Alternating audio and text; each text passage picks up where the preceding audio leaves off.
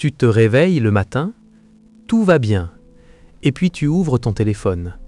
Une notification, un message, une nouvelle, un commentaire, une image de quelqu'un qui semble avoir une vie parfaite, une opinion qui te met en colère, un problème qui ne te concerne même pas, mais qui maintenant occupe tout l'espace dans ta tête.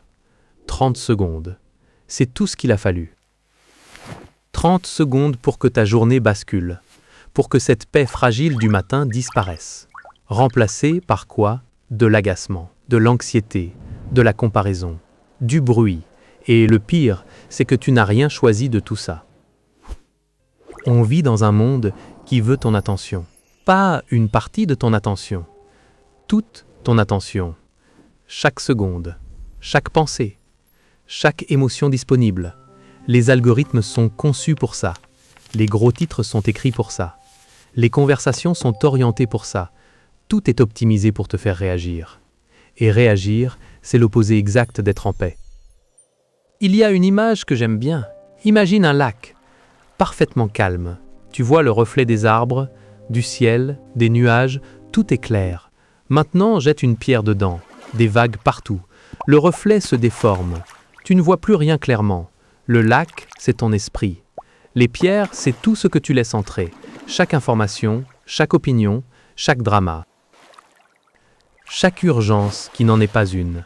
Et on passe nos journées à jeter des pierres dans notre propre lac. Puis, on se demande pourquoi on n'arrive plus à voir clair. Le monde ne va pas changer. Il y aura toujours du bruit.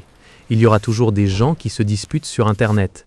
Il y aura toujours des nouvelles anxiogènes. Il y aura toujours quelqu'un pour te dire que tu devrais faire plus, être plus, avoir plus. Ce n'est pas le monde le problème. C'est la porte qu'on lui laisse grande ouverte.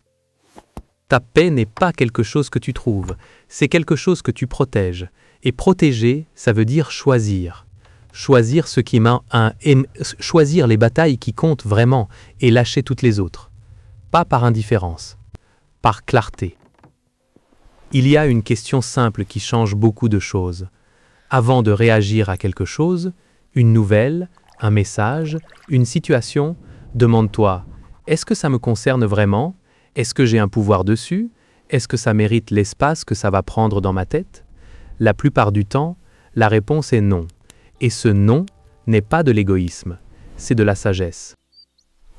C'est reconnaître que ton énergie est limitée, que ton attention est précieuse, que ta paix intérieure est la fondation de tout le reste. Ta présence avec ceux que tu aimes, ta capacité à créer, à réfléchir, à simplement être là.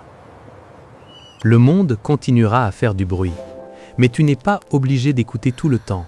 Tu n'es pas obligé de commenter, de t'indigner, de comparer, de te sentir concerné par tout ce qui se passe partout, tout le temps. Tu as le droit de fermer la porte, de revenir au silence, de protéger ce lac à l'intérieur de toi. Ce n'est pas fuir le monde, c'est choisir comment tu veux y être présent.